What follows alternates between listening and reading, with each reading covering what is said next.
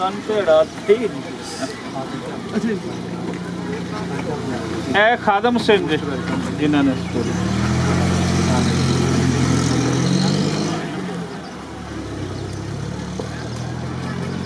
ऊपर है। अस्सलाम वालेकुम सर। जशन सिंह बाजवा सर अपना पिंड भी नाल दसो ताकि पता चले वीर होरां नूं कित्थों। अस्सलाम वालेकुम। इस स्कूल का मैं साथ माफ करूँ खातिरा मच्छर मैं एजुकेशन डिपार्टमेंट से सीनियर ऑफिसर हाँ तो मेरा भी तल्लक सरंगियां एस स्कूल का मैं स्टूडेंट का साथ दे अच्छा वेलकम सर थैंक यू इस स्कूल का भी सबका स्टूडेंट के मेरी उम्र है 70 साल तो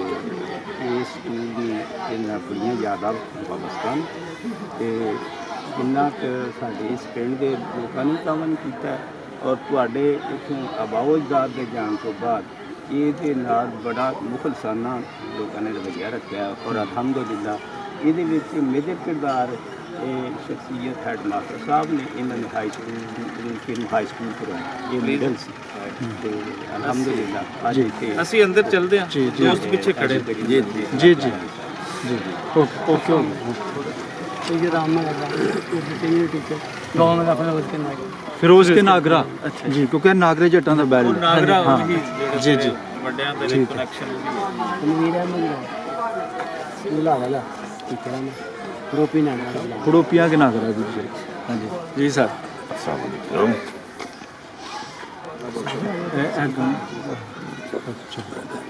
मोहम्मद इफ्तिखार मेरा पिंड काले के नागरा गुलाम अली साहब का भी पिंड होई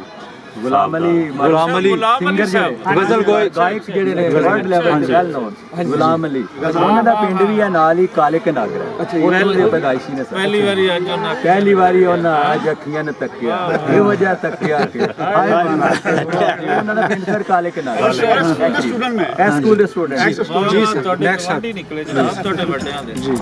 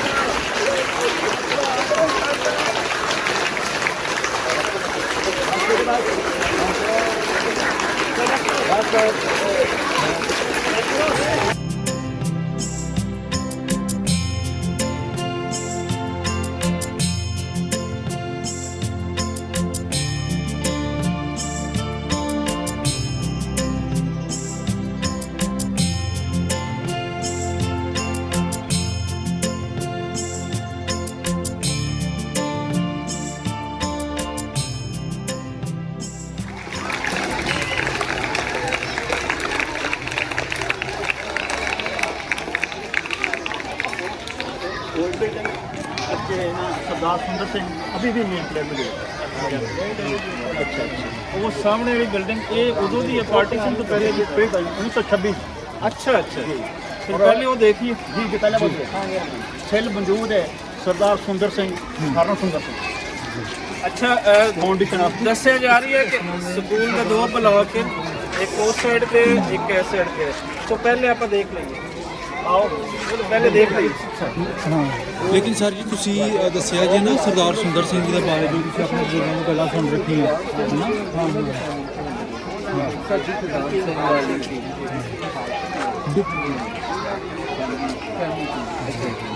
ਸਰਦਾਰ ਖਜ਼ਾਨ ਸਿੰਘ ਦੇ 4 ਪੁੱਤਰ ਸਨ ਨਾ ਅਗਰ ਮੈਂ ਗਲਤ ਨਹੀਂ ਕਹਿ ਰਿਹਾ ਉਹਦੇ ਵਿੱਚ ਠਾਕਰ ਸਿੰਘ ਡਿਪਟੀ ਨਿਹਾਲ ਸਿੰਘ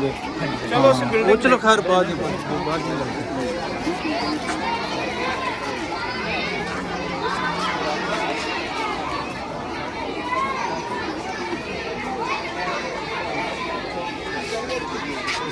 ਉਮਰ 70 ਸਾਲ ਨੂੰ ਦੱਸਿਆ ਸੀ ਉਹ ਹੁਣੇ ਹੀ ਮੈਂ 60 ਦਾ ਹੋ ਗਿਆ ਮੈਨੂੰ ਖੁਸ਼ੀ ਹੋ ਰਹੀ ਸੀ ਸੁਣ ਕੇ ਨਾ ਤੁਹਾਡਾ ਮਾਸ਼ਾਅੱਲਾ ਬਹੁਤ ਪਿਆਰੀ ਸੀ ਬਸ ਚਲੋ ਇਹ ਪਲੀਜ਼